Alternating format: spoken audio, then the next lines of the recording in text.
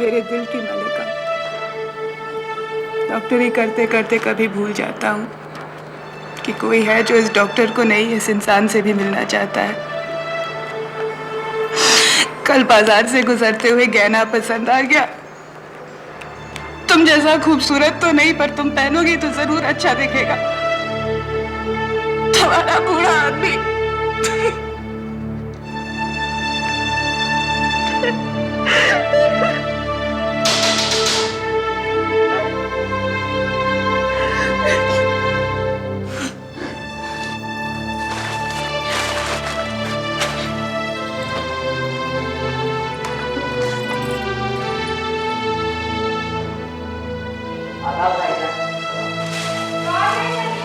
मैं हूँ अम्मी, अब्बू की बरसी का सामान लाया हूँ। अरे छोटी भी आप यहाँ, वो भी गुलाबी कपड़ों में? मुझे लगा मैंने आपको बाजार में देखा है, वो भी नीले कपड़ों में। अच्छा, स्कूटर के पीछे थी डॉक्टर सुबोध के साथ। मुझे लगा आप हैं, लेकिन वो जो भी थी बिल्कुल आप जैसी थी। ये सामान कहाँ रखूं? कब देखा था तुमने? तकरीबन आधा घंटा पहले। ये सामान कहाँ रखूं? तेरे को यकीन है कि वही डॉक्टर सुबोध था? हाँ, कितनी बार तो उनके साथ यही मुलाकात हुई है। ये सामान कहाँ रखूं? जी कुछ नहीं। ये सामान कहाँ? अरे मुझे क्या पता, जाके अम्मी से पूछो। जी। और वापस नहीं आना, जरूरी काम है।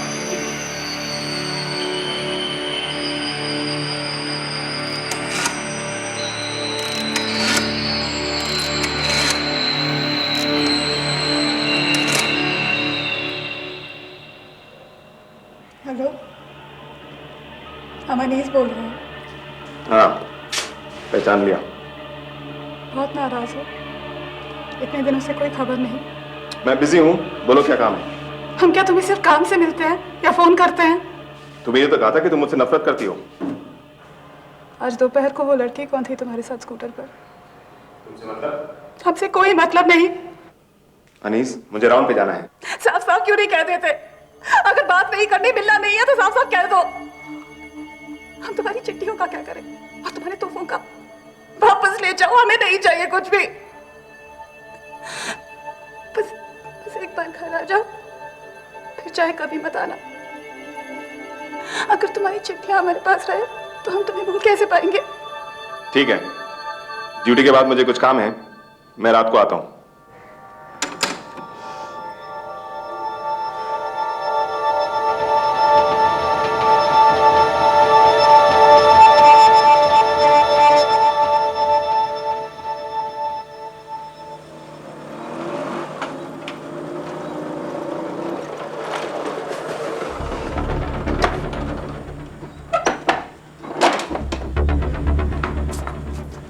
मियां, हो गया इनका दिन शुरू। ना किसी की कोई इज्जत और ना कोई मोहल्लेदारी की फिक्र। लेकिन छैला बड़े दिनों बाद दर्शन देने आया है। अरे छोड़ो, हमें क्या। आओ आओ।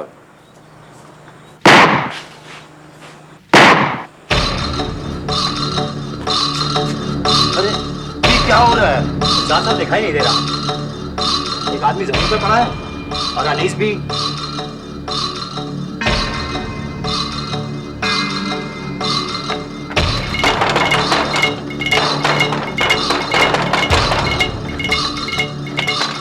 क्या फिर मैं घर पे हैं? वैसे कैसे बाहर गए हैं? क्या हुआ? नहीं, कुछ नहीं।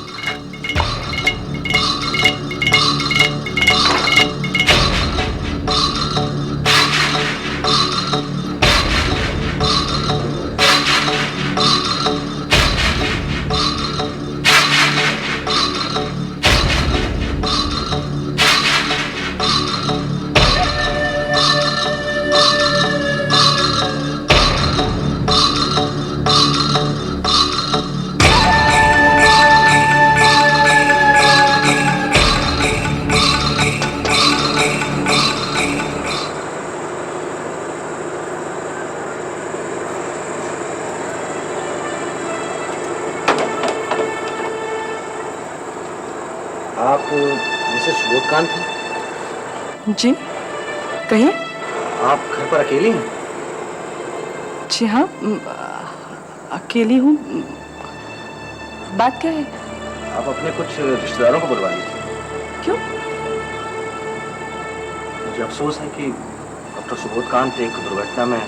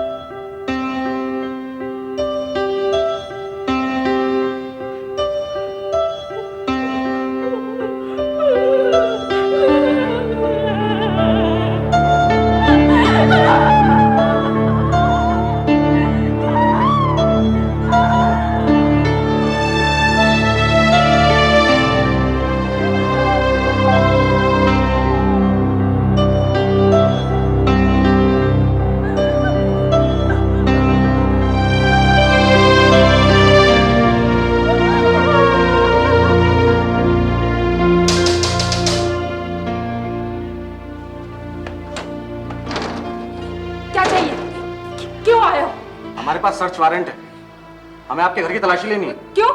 हमने क्या किया? मैं कहाँ कह रहा हूँ कि आपने कुछ किया है, मगर हमें आपके घर में एक लाश मिली है, एक कत्ल हुआ है, इसकी तलाशी तो हमें लेनी ही होगी। आओ तुम दोनों इधर की तरफ जाओ।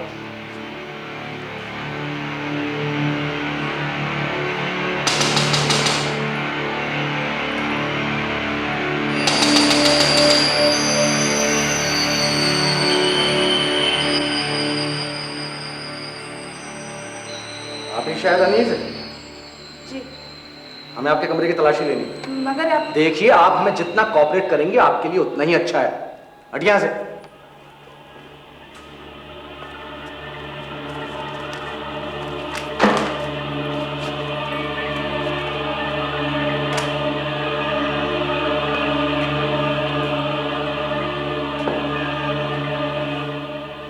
उठिए, उठिए यहां से।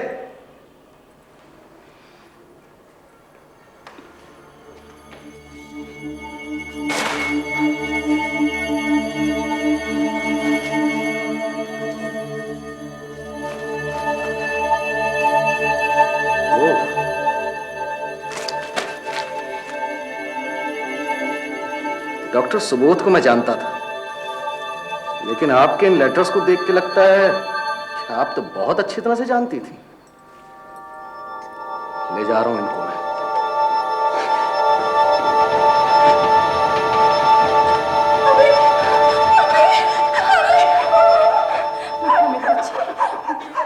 लोकल प्रेस में इस खबर को खूब अहमियत मिलने लगी।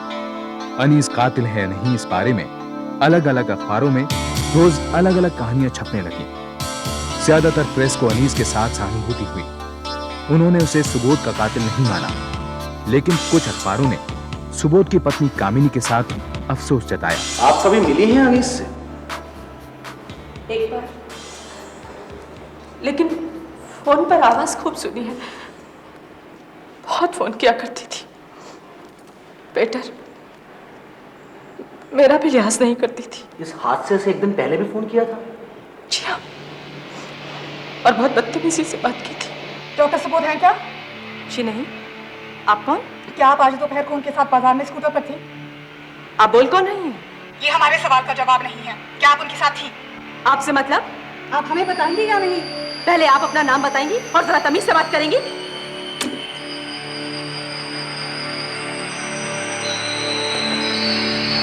काश मैं झूठ बोल देती,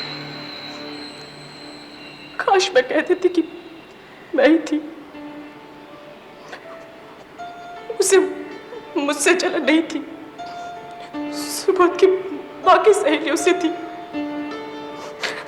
सब मेरी गलती है। मैंने ही अपने पति की जान ले ली।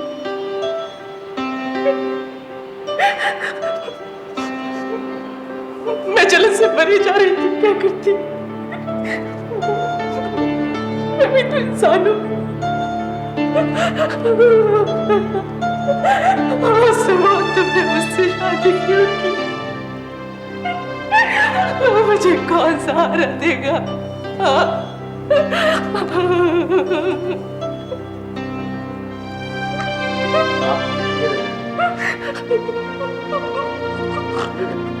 हमने राशिद मियाँ की नौकरी छोड़ दी है। अब देखिए ना साहब, उस खानदान से हमारा कुछ लेना देना नहीं है। क्यों? अब देखिए ना साहब, हम तो गरीब लोग हैं, मेहनत मजदूरी करके पेट पालते हैं साहब। हम किसी का खून तो नहीं करते, किसी का पेट तो नहीं काटते साहब। हमें तो बहुत डर लग रहा है। डर? किससे? सर वो अनीस मेम साहब से।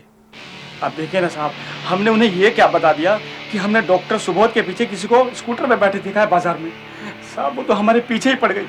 जकी! जकी! ये छोटी भी चलो अभी चलो, वहां जाओ तुम इस हरामजादी को देखो। हमने जरा सामान अब चलो। साहब, मैं अनीस बी को बाजार ले गया, वहां डॉक्टर सुबोध का ना पाकर वो तो जैसे पागल हो गई साहब, पागल। हमें बहुत डर लगा। ठीक है, मुझसे पूछे बिना शहर छोड़कर मत जाना। जी जनाब। करीबन 2 साल हो गए सर, और 2 साल से हम यही देख रहे हैं, और हम तो पहले ही जानते थे कि ये सब होने वाला है। करीब 10:30 या 11:15 बजे होंगे, तब वो आया। दरवाजा किसने खोला हमने नहीं देखा।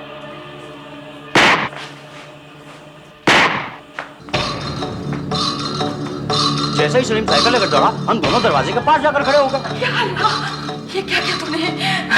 अल्लाह का तो खौफ किया होगा। उसने हमें धोखा दिया, बर्बाद किया था उसने हमें। हमने कुछ गलत नहीं किया। चुप कर। चल चल अंदर चल, चल अंदर चल, अंदर चल।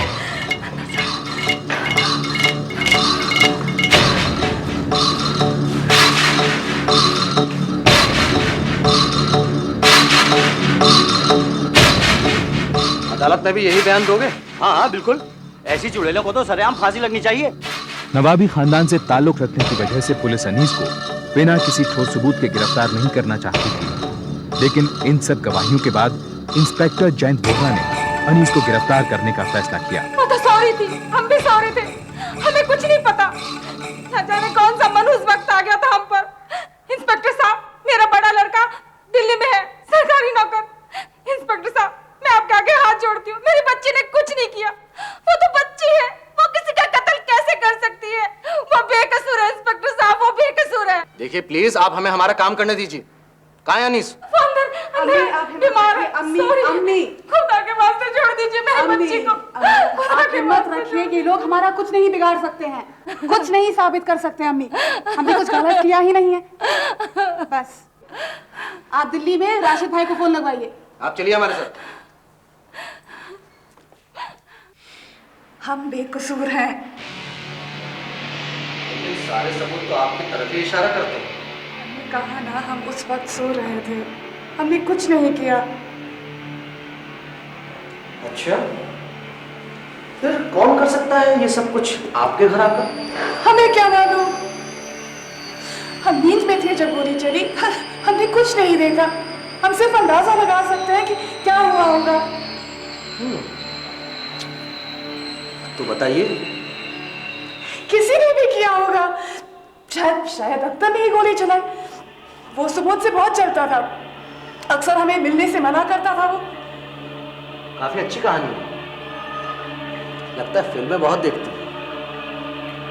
उम्मीद है अदालत में भी ये साबित कर सकूंगी। इंस्पेक्टर जयंत वोहरा ने सुबोध कांड मर्डर केस की तहकीकात जारी रखी। उधर अनीस और उसके भाई रशीद ने शहर के एक नामी वकील सोहराब हांडा को अपनी पैरवी करने के लिए चुना। आपने इंस्पेक्टर जयंत वोहरा को बताया कि कत्ल अख्तर ने किया? जी। साबित कर सकते हैं? तो करना आपका काम है। जिस रात कत्ल हुआ उस रात अली और रिजवान ने सिर्फ सलीम को आपके घर से निकलते हुए देखा था। अख्तर तो उस रात शहर में नहीं था। हमें कुछ नहीं मालूम। कोई रास्ता ढूंढिए और हमें यहाँ से बाहर निकालिए। सच सच बताइए कि क्या हुआ था।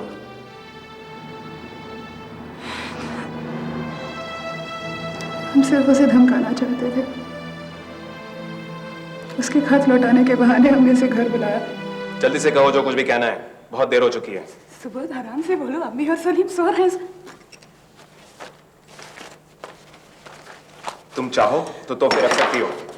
सुबोध, इतनी नफरत करते हो क्या तुम हमसे? हमने क्या किया है सुबोध, हमें माफ कर दो। देखो अनीस, हम दोनों के लिए बेहतर यही होगा कि हम पहले जैसे ना मिले। तुम जवान हो, खूबसूरत हो, तुम्हारे लिए जिंदगी आगे पड़ी है। हम दुआ करेंगे तुम खुश रहो। सुबोध, हम तुम्हारे बिना नहीं रह सकते हैं। ऐसा क्या हो गया है कुछ दिनों में? या कोई और जैसी जवान खूबसूरत तुम्हारा बिस्तर गरम कर रही है? तुम जैसी बदतमीज लड़की मैंने आज तक नहीं देखी। चलता हूं, तुमसे तो बात करना ही फिजूल है। सुबोध, सुबोध, हम तुम्हारे बिना नहीं रह सकते हैं। सुबोध, सुबोध, हमें माफ कर दो। हाय बड़ा जाए। सुबोध, सुबोध, अगर तुम नहीं रुके तो हम आपको मार डालेंगे। सुबोध, सुबोध। अनीस, ये क्या बचपन है? क्या तुम नहीं देख सकते कि हम बच्चे नहीं हैं? अनीस, ये बंदूक नीचे रख दो। हम यही मर जाएंगे और तुम ही खड़े खड़े हमें देखते रहोगे।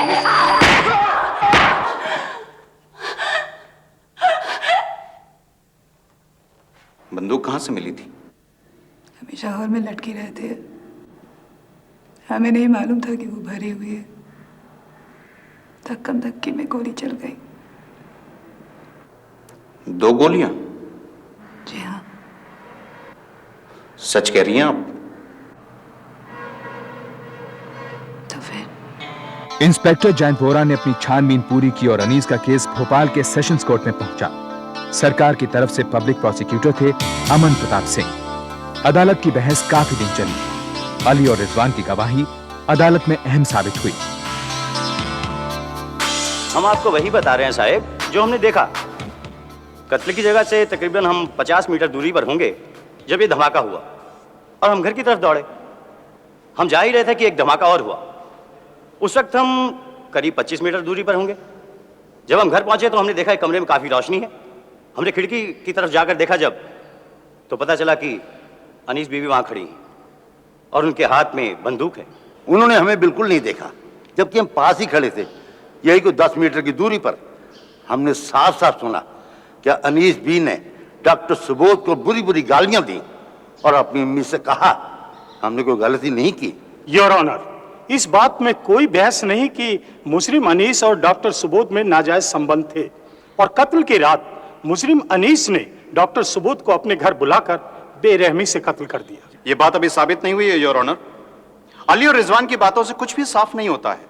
ये सर्कमस्टेंशियल एविडेंस का केस है your honour. Your honour, Ali और रिजवान की गवाही से यह साफ है कि उन्होंने कत्ल के कुछ पल बाद ही मुजरिमा को बंदूक के साथ उसके घर में देखा था। योर ऑनर, उस बंदूक पर मेरे मुवक्किल अनीस के फिंगरप्रिंट्स नहीं हैं। साफ बात तो यह है योर ऑनर कि अनीस जलन के मारे पागल हो गई थी ये जानकर कि डॉक्टर सुबोध और भी औरतों में दिलचस्पी दिखाते थे। जक्की की गवाही से यह साफ है। गवाह झूठे भी हो सकते हैं योर ऑनर।